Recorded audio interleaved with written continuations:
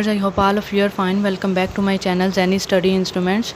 Here all students who are doing master or BS in English can seek help.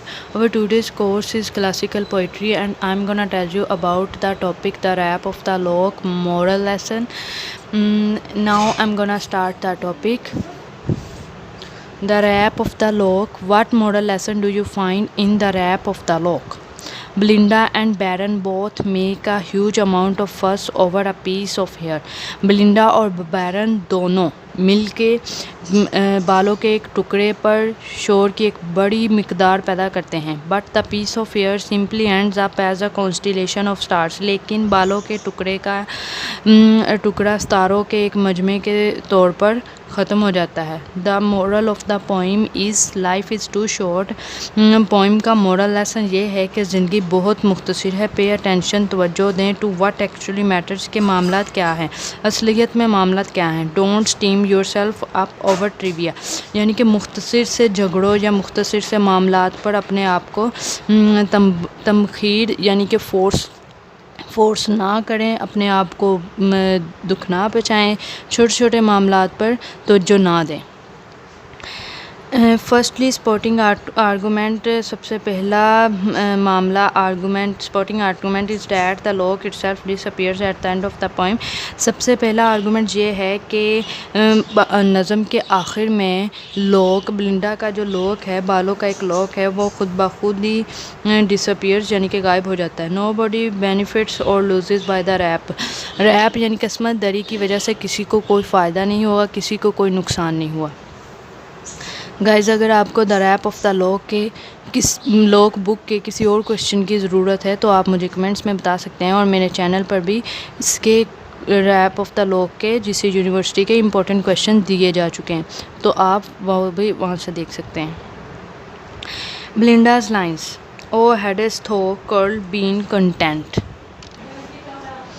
to seize hair less in sight or any hairs but these.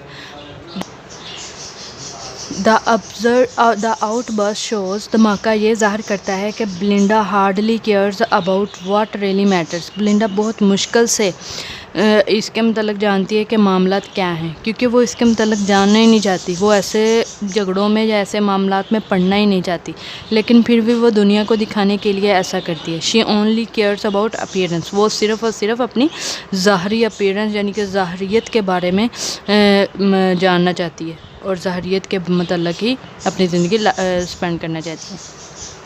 यानी कि वो ये सोचती है कि मैं ज़्यादा से ज़्यादा हर किसी से आगे फ़ैशनेबल में जो लड़कियां दूसरे काम करती हैं, मैं उनसे भी बढ़ के ऐसा फ़ैशन करूँ कि लोग मुझे देखें.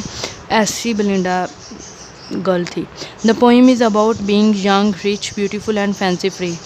पोइम नौजवान, अमीर, खूबसूरत और फैंसी फ्री लोगों के बारे में है. Alexander Pope was never beautiful और फैंसी फ्री. अलेक्जेंडर पोप बिल्कुल भी खूबसूरत और फैंसी फ्री नहीं थे. He was a lifelong invalid. वो हमेशा ज़िंदगी के लिए नाजायज़ थे. He find it amusing and slightly depressing.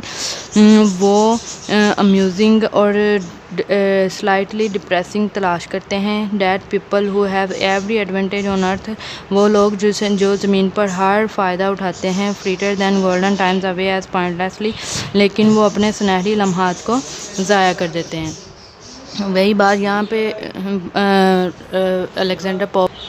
Alexander pope ने की है कि नाजायज़ या छोटे मोटे मामलात में टांग मत अड़ाएं, अपनी ज़िंदगी को खुशहाल बनाएं और ऐसे मामलात पर ध्यान ना दें. जैसे कि वो कहते हैं कि लोगों की बातों पे ध्यान ना दें, वो तो बातें करते ही रहते हैं.